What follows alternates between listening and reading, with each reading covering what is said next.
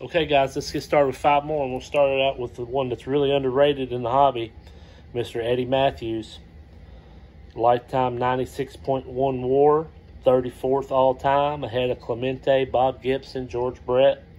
12-time All-Star, 2-time World Series winner, 512 home runs, 271 batting average, 2,315 hits, and 1,453 RBIs. Was on the first ever cover of Sports Illustrated in 1954. Ty Cobb said he only knew of 3 or 4 players that he would say had a perfect swing, and Eddie Matthews was one of those players. He's the only player to play for the Boston Braves, the Milwaukee Braves, and the Atlanta Braves. He is one of only 2 players to have 50 games with home runs with the teammates, but with 2 different teammates.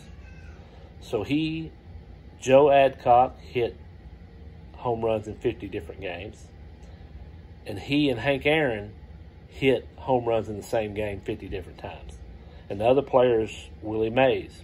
He hit home runs in 50 games, the same game as Cepeda and McCovey.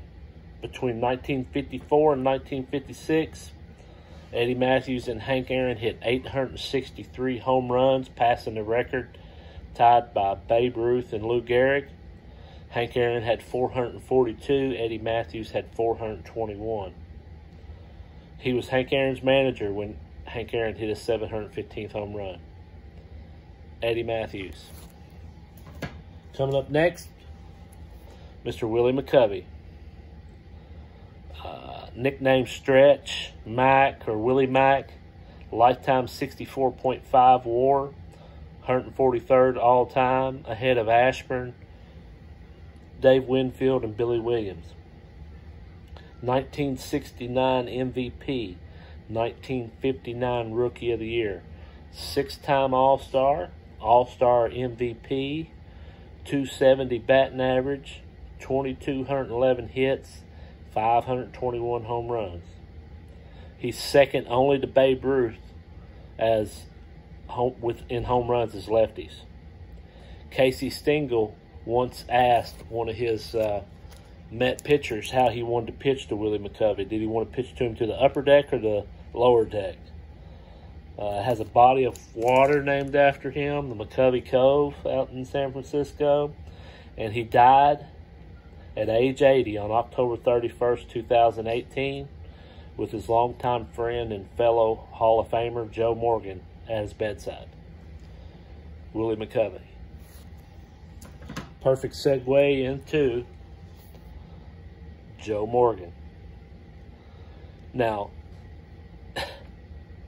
people's got different opinions on Joe Morgan, almost like he's not worthy of the Hall of Fame, but if you look at his WAR, and I know he played second base, but if you're drafting all-time second baseman, if you're drafting a team and you've got all of baseball to choose from,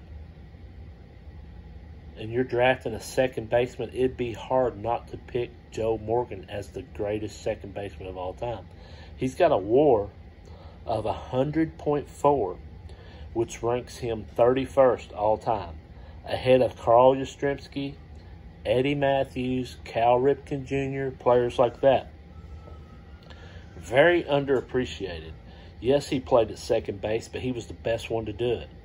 It's like he gets a knock for playing at second base, but Johnny Bench, since he's the greatest catcher of all time, it's like he gets elevated because it's, the catcher position. He was a stud and a worthy Hall of Famer.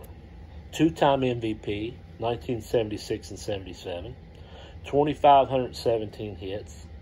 Lifetime 271 batting average. 268 home runs. 1,133 RBIs.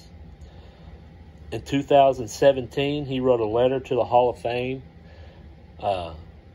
saying that players that were guilty of using steroids and performance-enhancing drugs should not be allowed in the Hall of Fame. Some people claim him as the best second baseman of all time, ahead of Eddie Collins and Rogers Hornsby. Here's a neat story. In March of 1988, while transiting through Los Angeles International Airport, he was violently thrown to the ground, handcuffed, and arrested by the LAPD. They had profiled him as a drug courier. He filed and won in 1991 a civil rights lawsuit where he was awarded $540,000. That ruling was upheld in 1993 that they had violated his civil rights. How could you do that to a Hall of Famer in LA? Joe Morgan, guys. Up next, one of the greatest closers of all time, Mr. Trevor Hoffman. He's got a 28 WAR. Of course, WAR doesn't really work for relief pitchers. Why? I don't know. It just don't. He's a 7-time All-Star, 2-time Rolaids Relief Pitcher of the Year, 601 saves, 2.87 ERA, 1,133 strikeouts, and he pitched in 1,035 games. He finished second in the Cy Young vote twice. At the age of 2 weeks old, he had to have a kidney removed. Here's some records he holds. Most consecutive seasons with 40 saves. And that's 4. Most seasons with at least 40 saves. 9. Most career strikeouts per 9 innings by a reliever. And that's 9.36. Most games pitched with one team in the National League. And that's 902. And that's with the Padres, of course. Trevor Hoffman. Last but not least is the Moose, Mike Mussina. Lifetime 82.8 WAR ranks him 59th all time, ahead of Nolan Ryan, Tom Glavine, and Kurt Schilling. 5-time All-Star, 7-time Gold Glove, 270 wins, 2,813 strikeouts, and 3.68 ERA. Now, those are Hall of Fame numbers to me. Some people knock him because his ERA is 3.68, and it's kind of high for a Hall of Famer. But what I'd say is, try to pitch in the steroid era. And if you're not Pedro Martinez, you're probably struggling a little bit. He pitched his entire 19-year career in the American League East. Received an offer to play football at Penn State by Joe Paterno. He had 5 near-perfect games where it was just like one hit away. He also collects vintage cars and old tractors. Mike Mussina. Thanks, guys.